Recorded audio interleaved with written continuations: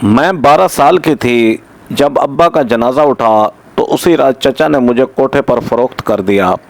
جہاں پہلے دن میری عزت نوچنے ایک بڈھا کمرے میں آیا تو مجھے دیکھتے ہی بولا، تو ابھی بہت کم عمر ہے، تو میرے ساتھ چل، میں تجھے بیٹی بنا کر رکھوں گا۔ میں اس کے ساتھ بھاگ گئی۔ وہ مجھے ایک حویلی میں لے آیا اور ایک کمرے کے پاس بلند آواز میں بولا، سائیں، آپ کے لیے سب سے خوبصورت اور کم عمر کلی ڈھونڈ کر لایا ہوں، یہ لیں، اور مجھے دھکا دے کر کمرے میں بھیج دیا۔ جو ہی سامنے بستر پر بیٹھے شخص پر نظر پڑی تو جان نکل گئی، کیونکہ وہ تو ابا۔ رات گہری ہو رہی تھی، بالکل میرے نصیب کی طرح جو سیاہ ہو چکا تھا۔ مجھے بالکل اندازہ نہیں تھا کہ میں زندگی کے اس مقام پر آ کر ٹھہر جاؤں گی جہاں سے واپسی بھی ممکن ہی نہیں ہوگی۔ میں اس وقت ایک ایسی جگہ موجود تھی جس کا نام لینا ہی گناہ سمجھا جاتا ہے، لیکن میری زندگی نے مجھے یہ دن دکھایا کہ میں اس جگہ بیٹھی اپنی قسمت پر ماتم کرنے لگی۔ تھوڑی دیر گزری تھی کہ اس بند کمرے کا دروازہ کھلا جہاں میری گھٹن آلودہ سانسیں میرے اندر مجھے زندگی محسوس کروا رہی تھی۔ دروازہ کھلتی میں ایک دم سے سیدھی ہو بیٹھی اور سامنے کی طرف دیکھا تو اپنی آنکھوں پر یقین ہی نہ آیا۔ وہاں وہی لڑکی کھڑی تھی جس نے مجھے اس کمرے میں بند کیا۔ چلو اٹھو، نکلو یہاں سے، تمہاری قسمت کا فیصلہ ہو چکا ہے اور تمہارا گاہک بھی بن گیا ہے۔ یہ سننا تھا۔ مجھے لگا میں اب کبھی اگلا سانس نہیں لے پاؤں گی، نہیں، میں باہر نہیں آؤں گی۔ میں نے اس کا ہاتھ جھٹکا اور اسے دھکا دے کر کمرے سے نکالنے کی کوشش کی، لیکن اس کوشش میں بری طرح ناکام ہو گئی۔ اس لڑکی نے مجھے موڑ کر تھپڑ مارا اور پھر مجھے گھسیٹتے ہوئے ایک شخص کے آگے ڈال دیا۔ میں نے روتے ہوئے جیسے ہی سر اٹھا کر دیکھا تو وہاں وہ بڈھا موجود تھا جسے میں زندگی میں پہلی بار دیکھ رہی تھی۔ میری طرف دیکھ کر وہ مسکرایا تو میرے پورے وجود میں سنسنی دوڑ گئی اور میرا وجود کپ کپانے لگا۔ میں نے زندگی میں کبھی یہ نہیں سوچا تھا میں ایک ایسی گندی جگہ آؤں گی جس کا تصور ہی میرے لیے محال ہوگا، اور آج اسی گندی جگہ پر شاید میری بولی لگائی جا رہی تھی۔ یہ سب کچھ میرے لیے ناقابل برداشت تھا۔ میں اونچا اونچا رونے لگی۔ تبھی اس بڈھے نے آگے بڑھ کر مجھے بازو سے تھام کر کھڑا کیا اور میرا بھرپور جائزہ لیا۔ نہیں تو یہاں کے لیے نہیں بنی، تو چل میرے ساتھ۔ وہ مجھے لے کر گھسیٹنے لگا اور میری چیخیں اور بلند ہونے لگیں۔ تبھی اس نے میرے کان میں سرگوشی کی اور ایک ایسی بات کہی جسے سن کر میں ایک دم سے پرسکون ہو گئی۔ وہ مجھے لے کر ایک گاڑی کی طرف آیا اور مجھے گاڑی میں ڈالنے کے بعد گاڑی کی رفتار بڑھا دی۔ کہنے لگا، جہاں میں تجھے لے جا رہا ہوں وہاں تیری زندگی جنت بن جائے گی اور تو کھلی فضا میں سانس لینے لگے گی۔ تیری قسمت بہت اچھی ہے۔ لیکن مجھے تو اس وقت اپنی قسمت ایک سیاہ داغ کی صورت نظر آ رہی تھی جو پورے میرے وجود پر چھانے لگی۔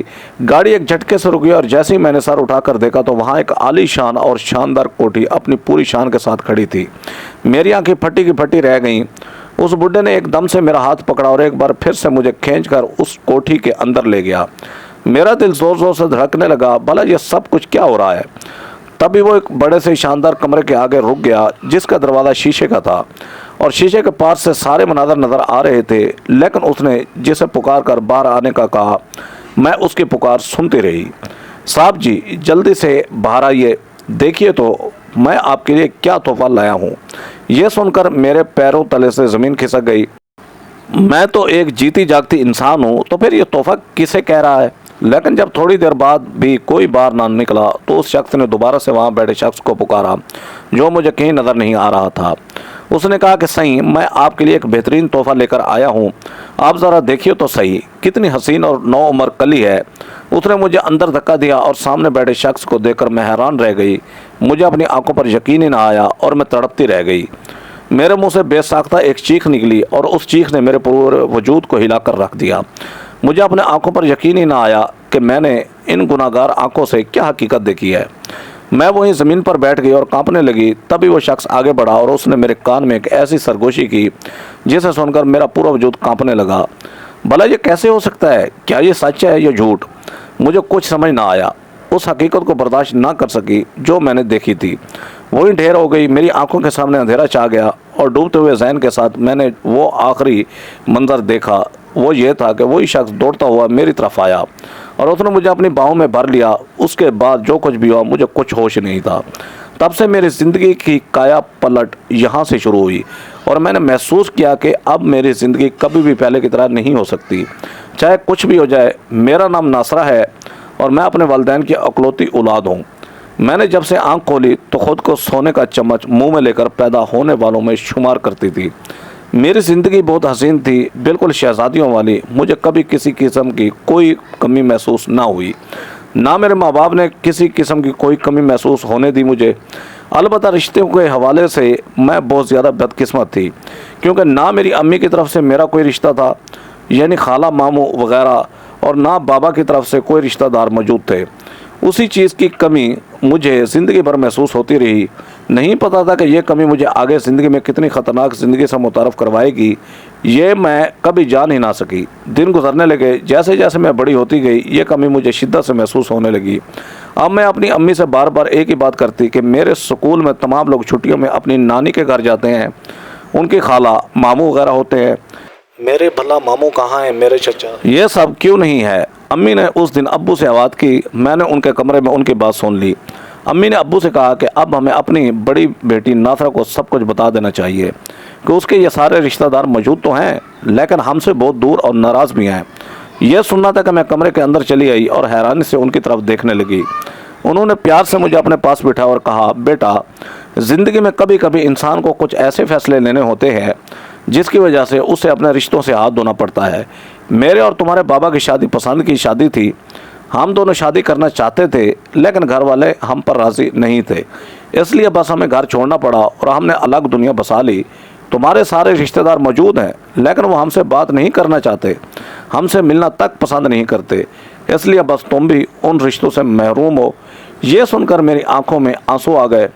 मेरे माँ बाप ने अपनी मनपसंद ज़िंदगी जीने के लिए कुर्बानी दी और उन रिश्तों ने उन्हें हमेशा हमेशा के लिए ठुकरा दिया। अम्मी ने मुझे बताया कि उनके बाबा नहीं चाहते थे कि इनकी शादी इनके अब्बू के ख़ानदान में हो, जो कि एक मुतवस्सित तबके से ताल्लुक़ रखते थे और ख़ानदानी जिद्दत पुश्ती रईस ना थे। लेकिन अब्बू ने शादी के बाद बहुत मेहनत की। अब्बू ने अपना सारा जेवर लगाया था और अब्बू ने उन जेवरात का बेहतरीन इस्तेमाल किया और उनके बेहतरीन इस्तेमाल की वजह से इनका कारोबार खूब फल फूल रहा था। यहाँ तक कि अब्बू ने इतनी तरक्की कर ली कि अपने कारोबार की शाखें बैरून मुल्क भी बसाने लगे। अम्मी ने कई बार अपने ख़ानदान से रब्ता करने की कोशिश की, लेकिन उन्होंने कोई जवाब ना दिया। अम्मी अब मायूस हो गई थी और मैंने भी इस बात को समझ लिया था कि अब कभी मैं अपने रिश्तेदारों से नहीं मिल सकूंगी और मेरे रिश्तेदार के नाम पर मेरे पास सिर्फ यही 2 रिश्ते मौजूद हैं। मैं हर वक्त नमाज में उनकी लंबी उम्र की दुआ करती। उस वक्त मैं 12 बरस की हो चुकी थी। अम्मी अब्बू को एक तकरीब में शिरकत के लिए रात को जाना पड़ा।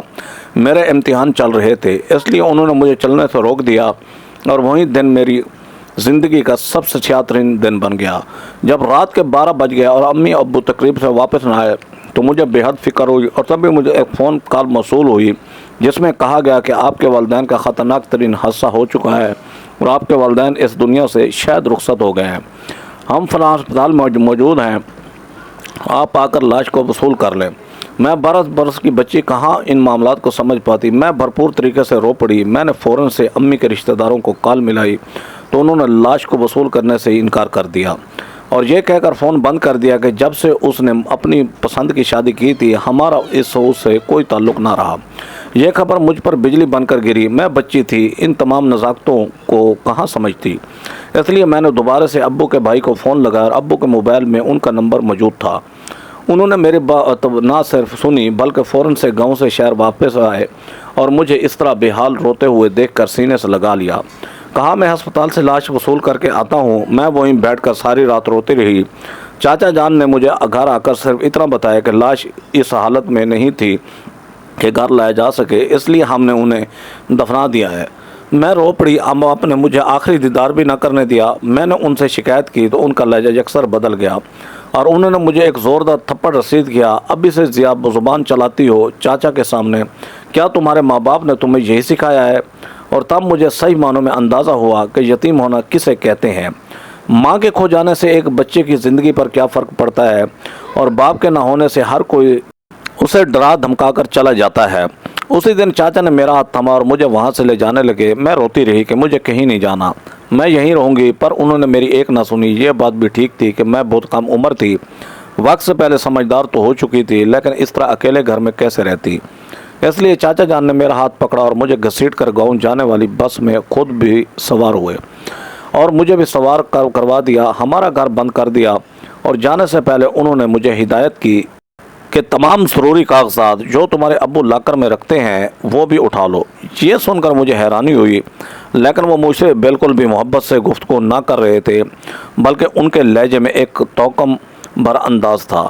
وہ مجھے بار بار یہی کہہ رہے تھے کہ جلدی کرو، اب ہمیں یہاں سے نکلنا چاہیے، اور میں ان کی جلدی کی وجہ سمجھ نہ سکی۔ میں نے جیسے ہی ان کے ساتھ گاؤں کے مکان میں اتری، یہ دیکھ کر حیران رہ گئی کہ وہاں تو میرے بھرپور رشتہ دار موجود تھے۔ 3 پھوپھیاں تھیں، ایک چاچا تھے اور دادا دادی بھی موجود تھے۔ ان سب کی شادی ہو چکی تھی اور وہ ایک بڑے سے میدان والے گھر میں رہا کرتے۔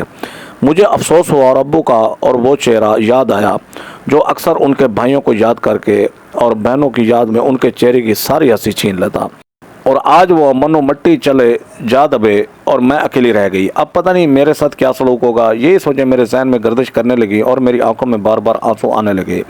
لیکن دادی نے شفقت سے مجھے سینے سے لگایا اور اپنی محبت کا اظہار کیا۔ گھر کے تمام افراد بھی میرا خیال رکھنے لگے، لیکن چاچا اور چاچے کا رویہ مجھ سے بہت زیادہ برا تھا۔ نہ جانے وہ کون سا بیر تھا جو انہیں مجھ سے تھا، وہ مجھے بالکل بھی محبت سے نہ بلاتے۔ پھر ابو کے انتقال کے بعد ہی دادی نے ان کا صدمہ لے لیا۔ وہ اپنے بڑے بیٹے سے بہت محبت کرتی تھی اور انہوں نے اپنی ساری جائیداد بھی ان کے نام کر دی تھی۔ جب ابو گھر چھوڑ کر جا رہے تھے تبھی انہیں کاغذات تھما دیے تھے، لیکن مجھے اچھی طرح یاد تھا کہ ابو نے اس جائیداد کی ایک پھوٹی کوڑی بھی استعمال نہ کی اور انہیں ویسی کی ویسی رکھی۔ یہ بات مجھے خود امی نے بتائی تھی کہ انہوں نے اپنے زیورات دے کر ابو کو کاروبار شروع کروایا، اور ابو کو یہ بات بالکل بھی گوارا نہ تھی اگر وہ یہ گھر چھوڑ کر جا رہے ہیں تو جائیداد کے کاغذات بھی لیتے جائیں۔ چنانچہ میں نے یہ فیصلہ کر لیا تھا کہ میں جیسے ہی خود مختار ہو جاؤں گی ان کا گھر چھوڑ دوں گی، لیکن مجھے کیا پتا تھا کہ مجھے اپنے چاچا کے رحم و کرم پر رہنا پڑے گا۔ اور پھر دادی کا انتقال ہو گیا جو اس گھر میں میری سب سے زیادہ بڑی سپورٹر تھی۔ میں بالکل صدمے میں آ گئی۔ پہلے امی ابو کا جنازہ اور پھر دادی سے تھوڑا سا پیار ملنے کے بعد ان کا بھی گزر جانا، یہ سب کچھ میرے لیے ناقابل قبول اور ناقابل یقین تھا۔ میری زندگی بالکل عذاب بن کر رہ گئی۔ چاچا چاچی نے میری زندگی سے جو کھلواڑ کیا وہ آج بھی سوچتی ہوں تو رونگٹے کھڑے ہو جاتے ہیں۔ میں نے زندگی کے 2 سال اسی طرح گزار دیے۔ چاچا اور چاچی نے مل کر مجھے ذہنی طور پر مفلوج کر دیا۔ وہ مجھے ذہنی ٹارچر کرتے۔ صبح سویرے چاچی جان سخت سردی میں مجھے اٹھا دیتی اور ٹھنڈے پانی سے نہانے کا کہتی ہیں۔ ان کے مطابق اگر تم ٹھنڈے پانی سے نہیں نہاؤ گی تو تمہارا جسم چست نہیں ہوگا، اور تمہارے اندر چستی نہیں ہوگی تو گھر کے کام کیسے ہوں گے؟ میں جو ہمیشہ گھر میں شہزادیوں کی طرح زندگی گزار رہی تھی، چاچی کے اس قدر بے رحمانہ انداز نے مجھے توڑ کر رکھ دیا۔ ان کے خود کے بھی بچے موجود تھے، صرف بیٹے ہی تھے، لیکن ان کی کوئی بیٹی نہیں تھی، اس لیے بھی وہ مجھ سے نفرت کرنے لگی۔ چاچا تو ہر بار ایک ہی بات کہتے کہ اس سے اتنا ہی کام لیا کرو جتنا کہ یہ 2 وقت کی روٹی کھاتی ہے۔ اگر اس نے کسی دن کم کھایا تب بھی اس سے زیادہ کام لیا کرو کہ ہم اس کے باپ کے نوکر نہیں بیٹھے ہوئے، اس کے لیے کما کر لائیں۔ میں ان کی بات سن کر حیرانی میں مبتلا ہو جاتی، کیونکہ میں نے اپنے سکول کے بچوں سے ہمیشہ ان کے چاچا اور خالہ کی تعریف سنی تھی، تو پھر یہاں میرے چاچا کو کیا ہو گیا؟ میں دل میں رونے لگتی اور ایک ہی شکایت اللہ پاک سے کرتی کہ یا اللہ پاک، یا تو میرے ماں باپ کو نہیں چھیننا تھا، اور اگر چھین لیتا تو کاش میرے چاچا ہی مجھ سے محبت کرنے والے ہوتے، لیکن انہیں نہ جانے کون سا بیر تھا مجھ سے جو میری ذات سے لگائے ہوئے تھے۔ انہوں نے اپنے سارے بیٹوں کی ذمہ داری پہ مجھ پر ڈال دی۔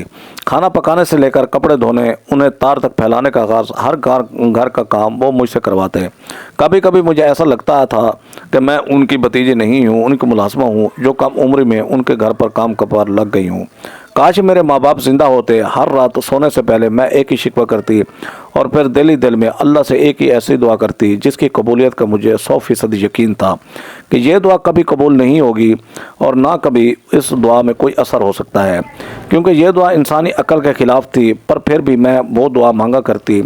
اس دعا میں میں صرف ایک ہی بات کہتی کہ یا اللہ، کاش میرے ماں اور باپ میرے سے کوئی زندہ ہوتا تو میری زندگی بدل چکی ہوتی۔ یا اللہ پاک، میرے ماں باپ سے کوئی تو مجھے واپس کر دے۔ ساری رات سسکیوں اور آہوں میں گزر جاتی اور اگلے دن پھر وہی روٹین ہوتی۔ میری پڑھائی چھوٹ گئی، میرے دوست مجھ سے چھوٹ گئے، اور بہت سی ایسی چیزیں جو میں اپنے ماں باپ سے گھر پر کیا کرتی تھی، سائیکلنگ، کتابیں پڑھنا، گھومنا پھرنا وغیرہ، وہ سب کا سب کہیں بہت پیچھے رہ گیا۔ چاچا تو چاچی سے بھی زیادہ سخت تھے۔ چاچی کو تو کبھی کبھار رحم آ جاتا تو وہ مجھے آرام کرنے کا بھی کہہ دیتی، لیکن جسم کو اب کام کرنے کی اتنی زیادہ عادت ہو گئی تھی کہ آرام نام سے ہی نفرت ہونے لگی۔ پھوپھیوں کا گھر میں کوئی عمل دخل نہیں تھا، وہ اپنے کام سے کام رکھا کرتی۔ میری عمر 14 برس ہو چکی تھی، یعنی 2 سال میں نے اذیت میں گزارے۔ اب بھی میں دعا اکثر مانگا کرتی اور کبھی کبھی مجھے خواب میں ایسا محسوس ہوتا کہ جیسے میری دعا قبول ہو گئی ہے اور جو کچھ میں سوچتی رہتی ہوں وہ حقیقت کا روپ اختیار کر گیا ہے۔ اتنے سال گزرنے کے باوجود بھی نہ جانے دل میں ایک امید تھی کہ کوئی تو ہے جو صرف اس دنیا میں میرے لیے جی رہا ہے، بس میں اس کو پہچان نہیں پا رہی۔ شاید یہ دل کو دل سے راہ ہوتی ہے والی بات ہو گئی کہ کوئی مجھے دل میں یاد کرتا تو مجھے بھی محسوس ہوتا، لیکن وہ کون تھا جو مجھے دل میں یاد کرتا تھا، یہ بات میں آج تک سمجھ ہی نہ سکی۔ ایک روز چاچا بہت زیادہ خوش میرے پاس آئے۔ انہوں نے مجھے مٹھائی بھی دی اور خوب اچھا سا کھانا کھلایا۔ میں ان کی اس مہربانی کی وجہ سمجھ نہ سکی، بلکہ میں اتنی زیادہ مہربانی پر خوش ہو گئی۔ کئی دن سے کچھ اچھا نہیں کھایا تھا اور چچی جان تو مجھے سوکھا اور باسی کھانا دیتی تھی۔ اس وجہ سے بھی میں نے جی بھر کر کھانا کھایا۔ مجھے لگا کہ ان لوگوں کا دل بدل چکا ہے اور اللہ نے انہیں ہدایت دے دی ہے، لیکن ایسا نہ ہو سکا۔ ان کے دل نہیں بدلے تھے، بلکہ وہ دونوں مل کر میری زندگی بدلنے جا رہے تھے۔ چاچا نے مجھے تیار ہونے کا کہا اور مجھے نیا جوڑا لا کر دیا تو میں بہت خوش ہو گئی۔ یہ بھی نہ پوچھا اس خوشی میں کہ مجھے کہاں لے کر جا رہے ہیں۔ ان کی اس خوشی کی وجہ نہ پوچھ سکی کہ آخر وہ خود بھی کیوں اتنے زیادہ پرجوش نظر آ رہے ہیں۔ میں تیار ہو کر ان کے سامنے آئی تو انہوں نے میری نظر اتاری اور مجھے لے کر بس اسٹیشن کی طرف لے آئے۔ ہم کہاں جا رہے ہیں چاچا جان؟ میں نے مسکرا کر ان سے پوچھا۔ تم فکر نہ کرو، جہاں بھی جا رہی ہو وہاں تمہاری زندگی حسین ہو جائے گی اور تم پیسوں میں کھیلو گی۔ یہ سن کر مجھے کوئی سمجھ نہ آیا، لیکن چاچا کے چہرے کی طرف دیکھ کر میں نے اندازہ لگایا کہ انہوں نے میرے بارے میں کچھ اچھا ہی سوچا ہوگا۔ میں ان کے ساتھ خوشی سے جانے لگی۔ بس میں ان کے ساتھ بیٹھ کر میں نے خوب ساری باتیں کی، لیکن وہ خاموش رہے، مسکراتے رہے۔ مجھے لگا کہ اب زندگی حسین ہو جائے گی۔ اس وقت میں صرف 15 برس کی تھی۔ تبھی گاڑی ایک ایسی جگہ رکی جسے میں پہچانتی تک نہ تھی۔ میں نے چاچا سے پوچھا کہ چاچا جان آپ تو بتا دیں آپ مجھے کہاں لائے ہیں۔ انہوں نے میرا ہاتھ پکڑا۔ ایک دم سے ان کا لہجہ بدل گیا۔ پہلے جو شیرینی ان کے لہجے میں ٹپک رہی تھی وہ یکدم سختی میں بدل گئی اور انہوں نے مجھے کھینچ کر ایک بہت بڑے بنگلے میں لے جا کر دھکا دیا۔ وہاں ایک انتہائی تیز میک اپ اور بھڑکیلے لباس والی آنٹی قریب آئی اور اس نے میرا ہاتھ پکڑ لیا۔ چاچا جان کو دیکھ کر شکریہ ادا کیا اور پھر جو کچھ ہوا اس نے میرے پورے وجود کو سن کر کے رکھ دیا۔ میرا دماغ معاف ہونے لگا اور میرا سر چکرانے لگا۔ اب مجھے سمجھ آئی کہ چاچا مجھے کہاں لے آئے تھے۔ انہوں نے مجھے کوٹھے پر بھیج دیا تھا اور انہیں اچھی خاصی رقم ملی تھی۔ وہ آنٹی کوئی اور نہیں بلکہ اس کوٹھے کی مالک تھی اور اس نے مجھے پکڑ کر اندر گھسیٹ کر لے جانا چاہا۔ میں بری طرح رو پڑی اور اسے ہاتھ چھڑا کر چاچا جان کے قدموں میں گر گئی۔ چاچا جان مجھے معاف کر دیں، آپ میرے ساتھ ایسا کیوں کر رہے ہیں؟ میں تو آپ کی بھتیجی ہوں، آپ کے بھائی کی نشانی ہوں، میرے ماں باپ نہیں ہیں۔ اس کا مطلب یہ ہے کہ آپ میرے ساتھ یہ کریں گے؟ خدا کا واسطہ ہے، آپ کے بھی تو بیٹے ہیں نا، آپ کی بھی تو اولاد ہے، آپ کسی کی بیٹی کو اس دلدل میں کیسے پھینک سکتے ہیں؟ تبھی چاچا نے مجھے دیکھ کر کہا کہ تم نے اور تمہارے باپ نے جو کچھ ہمارے ساتھ کیا ہے اس کے مقابل تو یہ بہت کم ہے۔ میں نے تو ابھی کچھ بھی نہیں کیا، تمہارے باپ نے میرے حصے کی ساری جائیداد اوپر قبضہ کر لیا اور پھر بھی تم کہہ رہی ہو کہ تم نے اور تمہارے گھر والوں نے کچھ نہیں کیا۔ یہ تو اس بات کی انتہائی معمولی سی سزا ہے۔ اب تم جانو اور تمہاری قسمت جانے، اب تمہارا اللہ ہی حافظ ہے۔ اس مالکن نے چاچا جان کو ایک بڑا بریف کیس دیا کیونکہ اس نے چاچا جان سے کہا تھا کہ انہیں ایک نو عمر لڑکی چاہیے، کیونکہ اکثر آنے والے گاہک نو عمر کم عمر ترین لڑکیوں کی فرمائش کیا کرتے تھے۔ ہمارے پاس کم عمر لڑکیوں کی بہت زیادہ کمی ہے۔ چاچا جان نے ان سے وعدہ کیا کہ وہ ایک ایسی لڑکی کو لے کر آئیں گے جو خوبصورتی میں اپنی مثال آپ رکھتی ہوگی اور کم عمر بھی ہے۔ چاچا جان کی یہ بات سن کر میرا دل چاہا کہ زمین پھٹے اور میں اس میں سما جاؤں۔ انہوں نے اپنی ہی بھائی کی بیٹی کو کوٹھے پر بھیج دیا تھا اور پھر پوچھے مڑ کر نہ دیکھا۔ وہ دن میری زندگی کا بدترین دن تھا جسے مجھے اس حال میں پہنچایا تھا۔ آخر میں نے چاچا پر یقین کیوں کیا؟ آخر میں نے ان کا دیا ہوا کھانا کیوں کھایا؟ آخر میں نے ان کے دیے ہوئے کپڑے اور لسی کیوں پی جس کی وجہ سے آج میں یہاں پر موجود تھی؟ میرا موڈ جو ایک دم سے خوشگوار تھا ریزہ ریزہ ہو کر میرا دل ٹوٹ کر بکھر گیا اور مجھے لگا کہ میں بھری دنیا میں اکیلی رہ گئی ہوں۔ یہ سچ ہی تو تھا کہ میں اکیلی تھی اور میرا کوئی محافظ نہیں تھا۔ چاچا جان کی محبت یہ سب کچھ ایک دھوکہ اور فریب تھی۔ اس دھوکے میں کیسے آ گئی؟ میں رو پڑی۔ اگر میں اس دھوکے میں نہ ابھی آتی تو بھی چاچا جان مجھے گھسیٹ کر لے جاتے۔ انہوں نے محبت کا تیر چلا کر مجھے چلنے کے لیے آمادہ کیا اور اب میں کوٹھے کے ایک کمرے میں بیٹھ کر اپنی قسمت پر آنسو بہا رہی تھی۔ وہ کمرہ کیا تھا؟ قید خانہ تھا جس نے مجھے بے تحاشا رونے کی وجہ سے قید کر لیا تھا۔ میری آنکھوں میں بے پناہ آنسو تھے اور میں اپنا قصور ہی تلاش کرتی رہ گئی۔ کہ آخر میرا قصور کیا ہے کہ اپنے بابا کی اولاد ہونا میرا قصور تھا یا بابا کا مر جانا میرا قصور تھا، مجھے کوئی سمجھ نہیں آ رہا تھا۔ پوری رات میں روتی رہی، آہوں اور سسکیوں کے درمیان کب میری آنکھ کھلی مجھے پتہ ہی نہ چلا۔ انسان جب بہت زیادہ دکھ میں ہوتا ہے تو اسے کانٹوں کے بستر پر بھی نیند آ ہی جاتی ہے، اور میرے ساتھ بھی یہ سب کچھ ہوا، یہ جانتے بوجھتے کہ یہی میری عزت محفوظ نہیں ہے۔ مجھے نیند آ گئی اور تب مجھے اندازہ ہوا کہ اس قید خانے میں سونے کی بھی قیمت ادا کرنی پڑتی ہے۔ ابھی میں نیند سے پوری طرح نہ جاگی تھی، مجھے اس لڑکی نے تیار بھی کر دیا جس نے مجھے یہاں قید کیا تھا۔ بھڑکیلا لباس، تیز میک اپ اور بالوں کا سٹائل ایسا لگ رہا تھا جیسے میری شادی ہے، لیکن میری شادی تو نہیں تھی۔ عزت کا جنازہ ضرور تھا جو اس وقت نکلنے والا تھا، اور میں خود بھی اس سے بے خبر تھی۔ میں جو اندھیرے کمرے میں بیٹھی سورج کی روشنی کی امید کیے ہوئے تھی، تبھی اچانک سے کمرے کا دروازہ کھلا اور وہی لڑکی جس نے رات کو مجھے اس کمرے میں قید کیا تھا میرے پاس آئی، کہنے لگی تیرا خریدار آگے ہے، چل آ جا دیکھ لے۔ کون ہے تیرا خریدار؟ یہ سن کر میں اس کے قدموں میں گر گئی۔ اس کے قدموں کو پکڑ کر میں نے معافی مانگی، مجھے معاف کر دو، مجھے کہیں نہیں جانا، مجھے یہاں سے آزاد کر دو، اگر تم آزاد کرو گی تو میں تمہیں بہت سارا پیسہ دوں گی۔ یہ سن کر وہ ہنس پڑی اور کہنے لگی اپنے دماغ کا علاج کر اور اپنی حالت پر رحم کر، یہاں پر یہ جو ایک بار آ جاتا ہے وہ واپس نہیں جاتا، تیرے ساتھ بھی یہ سب کچھ ہوگا، تو بھی یہاں سے واپس نہیں جا سکے گی۔ وہ مجھے گھسیٹ کر باہر لے جانے لگی۔ میں رو رو کر ہلکان ہو چکی تھی، اب تو میرے اندر اتنی ہمت بھی باقی نہیں رہی تھی کہ میں اپنے آنسو بہاؤں اور وہ ہمت واپس حاصل کر لوں۔ میں جیسے ہی حال میں پہنچی تو اس نے مجھے دھکا دے کر ایک شخص کے قدموں میں گرا دیا۔ میں نے جیسے نگاہیں اٹھا کر اس شخص کی طرف دیکھا تو حیران رہ گئی۔ وہ بڈھا تھا، اس کے چہرے پر جھریاں پڑی ہوئی تھیں اور سفید داڑھی سجی ہوئی تھی۔ کہنے لگی کہ یہ بڈھا روز یہاں آتا ہے اور 9 عمر لڑکیوں کی خواہش کرتا ہے، اس کی وجہ سے میڈم نے 9 عمر لڑکیوں کی تلاش کرنے کا حکم دے دیا ہے۔ کل بھی ایک بہت بڑی کھیپ آنے والی ہے، اب دیکھنا ہے کہ یہ تجھے دیکھ کر کیا کہتا ہے۔ وہ بڈھا میرے قریب آیا، مجھے دیکھ کر مسکرایا اور میرے کان میں جو کچھ کہا اس نے میرے ہوش اڑا دیے۔ اس بڈھے نے میرے کان میں کہا کہ تو بہت کم عمر ہے اور بالکل مجھے اپنی بیٹی کی طرح لگتی ہے، تو چل میرے ساتھ، میں تجھے اپنی بیٹی بنا کر رکھوں گا۔ یہ سن کر میرے دل کو ایک دم سے حوصلہ ہوا اور میں بلک بلک کر رو پڑی۔ میں نے اسی وقت سجدہ ادا کیا اور اللہ کا شکر کیا کہ یا اللہ تو نے مجھے بچا لیا، تو نے مجھے اس عذاب سے بچا لیا جس عذاب میں یہ لوگ مجھے مبتلا کرنے جا رہے تھے۔ یا اللہ تو آگے بھی مزید بچاتا رہے۔ مجھے نہ جانے کیوں اس بڈھے کی بات پر یقین کرنے کا دل چاہنے لگا اور میں اس جہنم سے نکلنے کے لیے اس بڈھے کی بات پر یقین کر بیٹھی۔ وہ بڈھا مجھے لے کر ایک بڑی سی گاڑی میں بٹھانے لگا۔ میں سارا راستہ روتی رہی۔ اس بڈھے نے مجھ سے بہت سوالات کیے، کہنے لگا تم کہاں رہتی ہو، کیا کرتی ہو اور تم یہاں کیسے آئی ہو۔ میں نے اسے ساری کہانی سنائی کہ میرے ماں باپ کے مرنے کے بعد میں اپنے دودھیا لائی گئی اور وہاں میرے چاچا نے دھوکے سے مجھے یہاں بھیج دیا۔ ان کے سینے میں دل نہیں تھا، ان کی اپنی بیٹی نہیں تھی، اس لیے انہیں بیٹی کے درد کا احساس کیسے ہوتا۔ میں رو پڑی۔ اس بڈھے نے میرے سر پر شفقت سے ہاتھ رکھا اور مجھے نامعلوم راستوں پر لے جانے لگا۔ میں اس پر یقین تو کر بیٹھی تھی، لیکن اب مجھے ڈر محسوس ہونے لگا کہ آخر یہ بھی میرے چاچا کی طرح مجھے دھوکہ دے گا تو میں کہاں جاؤں گی۔ دنیا دھوکے سے بھری ہوئی ہے اور اس دھوکے نے مجھے زندگی میں اس مقام پر لا کر کھڑا کیا ہے۔ گاڑی ایک بہت بڑی کوٹھی کے سامنے آ کر رکی۔ یہاں یہ بات بتاتی چلوں کہ امی اور ابو کی موت کو پورے 3 سال گزر گئے تھے۔ کوئی دن ایسا نہ تھا جس دن مجھے ان کی یاد نہ آتی۔ میں ان کی یاد میں ہر وقت تڑپتی رہتی اور اللہ سے میں ایک انوکھی دعا ضرور کیا کرتی کہ یا اللہ میری ماں اور میرے باپ میں سے کوئی تو مجھے واپس کر دے تاکہ میری یہ زندگی آسان ہو جائے، اور مجھے نہیں پتا تھا کہ میری یہ دعا قبولیت کی شکل بھی اختیار کر سکتی ہے۔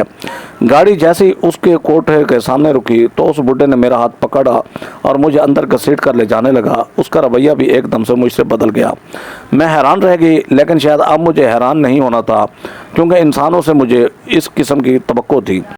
اس بڈھے نے میرا ہاتھ پکڑ کر مجھے دھکا دیا تو میں وہاں موجود ایک بڑے سے کمرے کے شیشے کے دروازے کے پاس جا کر گر گئی اور میرا سر شیشے سے ٹکرایا۔ تب یہ اس بڈھے نے آواز لگائی کہ صاحب جی آپ باہر تو آئیے، دیکھیے تو صحیح آپ کے لیے کیسا مال لے کر آیا ہوں، بہت کم عمر و خوبصورت ہے۔ یہ سننا تھا کہ میری آنکھیں پھٹی کی پھٹی رہ گئیں اور میں نے اپنی سماعتوں سے یہ الفاظ ایک بار پھر سے سمجھنے کی کوشش کی۔ تب مجھے اندازہ ہوا کہ میری سماعتوں کو دھوکہ نہیں ہوا ہے اور اس شخص نے بھی اپنی میٹھی طبیعت کے باعث میرا دل جیت کر کہ میں کہیں بھاگ نہ جاؤں مجھے ایک بار پھر سے اسی دلدل میں دھکیلنا چاہا۔ जिस दलदल से मैं दूर भाग रही थी और नहीं चाहती थी कि दोबारा कभी इस दलदल का हिस्सा बनूं, मेरी आंखों में बेपनाह आंसू आ गए। जब उस बुड्ढे के 2-3 बार बुलाने पर भी वो शख्स बाहर ना आया तो उस बुड्ढे ने शीशे का दरवाज़ा खोला और मुझे अंदर धकेल दिया। एक बार फिर से मैं एक मर्द के कदमों तले गिर गई और जैसे ही निगाहें उठाकर देखा तो अपनी जगह थम सी गई। वो शख्स जो शानदार कमरे का मालिक था, जो इस शानदार कोठी का भी शायद मालिक था, उसने मुझे गौर से देखा और मेरी तरफ देखकर अपनी जगह ठहर सा गया। मैं भी अपनी जगह एक मशीनी अंदाज में खड़ी होकर हैरत से उनकी तरफ देखने लगी। वो तो बिल्कुल मेरे बाबा जैसी शख्सियत का मालिक था, बल्कि एक मिनट, वो तो बिल्कुल मेरे बाबा ही थे। बाबा मेरे मुंह से निकला तब उस शख्स ने नज़र उठाकर मेरी तरफ देखा और अपनी जगह पत्थर का हो गया। नासरा, ये तुम हो? मेरी जान, मेरी बच्ची। मेरे बाबा जिंदा थे। मुझे ये यकीन ही ना आया। मैं फ़ौरन से उनसे जाकर लिपट कर बुरी तरह रो पड़ी और उसी तरह आधा घंटा गुजर गया। हम दोनों एक दूसरे के साथ लिपट कर बुरी तरह रोते रहे। तभी मेरे बाबा ने मुझे अपने सीने में भर लिया। अब्बू, कहाँ चले गए थे आप? मैंने आपको कितना याद किया। आपके बाद ये ज़िंदगी किस कदर जालिम बन गई, मैं आपको बता ही नहीं सकती। ये ज़िंदगी इस कदर बुरी हो सकती है, मैं कभी सोच भी नहीं सकती थी। चाचा जान ने मेरे साथ बहुत गलत किया।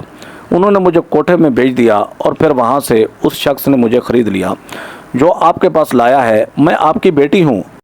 आपकी अपनी बेटी को छोड़कर आप कहाँ चले गए थे? चाचा ने तो मुझे ये कहा था कि आपकी लाश इतनी मशक हो चुकी है कि आपको फ़ौरन उसे दफनाया जा चुका है।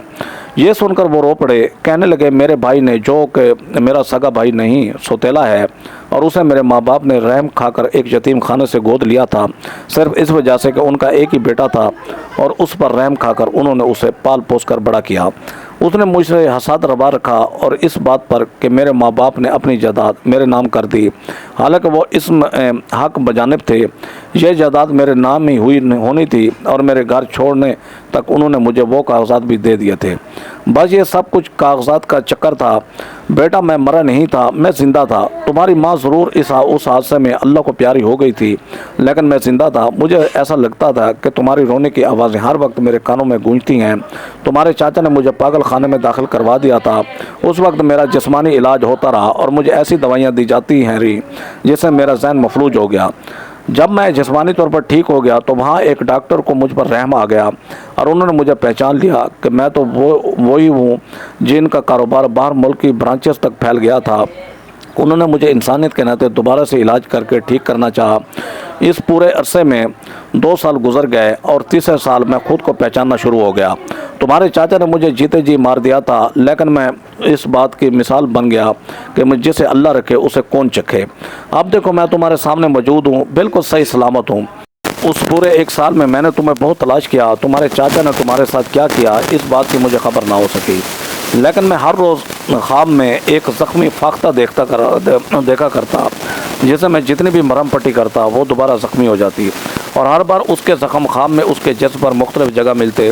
उस ख्वाब की ताबीर मुझे समझ ना आई। मैं एक ताबीर बताने वाले आलिम के पास गया और उसने मुझे बताया कि उस ख्वाब से मुराद आपकी बेटी है। क्या आपकी बेटी मर चुकी है? तब मुझे अंदाज़ा हो कि अल्लाह पाक मुझे इशारे दे रहा था कि मैं अपनी बेटी को बचा लूँ। मैंने पूरे गांव छान मारा, हर जगह मैंने तुम्हें ढूंढा, लेकिन तुम मुझे कहीं भी ना मिली। शायद किस्मत ने हमें यूं ही मिलाना था, लेकिन अब मैं जालिम जाबिर इंसान को नहीं छोड़ूंगा। इसकी सज़ा उसे ज़रूर मिलेगी। रही बात कोठे से हर साल हर दिन एक नई लड़की लाने की, इसकी वजह यही थी कि मेरे दिमाग में ये बात बैठ चुकी थी कि अगर तुम्हारे चाचा ने यह गलीज़ कदम उठा लिया और तुम्हें ऐसी जगह पहुंचा दिया जिसका मैं तसव्वुर भी नहीं कर सकता, तो मैंने हर कोठे से एक लड़की रोज़ाना की बुनियाद पर आज़ाद करने की ठान ली। और देखो, कुदरत ने मुझे मिला दिया तुमसे। तुम मेरी बेटी निकली। मैं उस खबीस की फितरत अच्छी तरह जान गया था। उसने तुम्हें कोठे पर ही बेचा और ये मेरा ड्राइवर है, उसकी नीयत पर तुम शक न करना। इसे लगता है कि मैं अपनी रात रंगीन करने के लिए कम उम्र लड़कियों को अपने पास बुलाता हूँ, लेकिन इसे ये नहीं पता कि मैं उसी दिन उन्हें बहुत सारा पैसा देकर आज़ाद कर देता हूँ। बस तुम्हारा मिलना मेरी किस्मत में लिखा था, लेकिन उस शख्स की उल्टी गिनती लिखी जा चुकी है। तुम मिल गई हो, इसीलिए मैंने अब तक उस पर कोई हाथ न डाला था, क्योंकि मुझे ये डर था कि मैं तुम्हें खो दूंगा। पर अब मुझे किसी बात का डर नहीं है। पुलिस को इस बात की सारी इंक्वायरी के लिए रेडी कर रखा है और अब बस मेरे एक फ़ोन कॉल की ज़रूरत है और वो उसको ढूंढ लेंगे और तलाश करके जेल के सलाखों के पीछे बंद कर देंगे।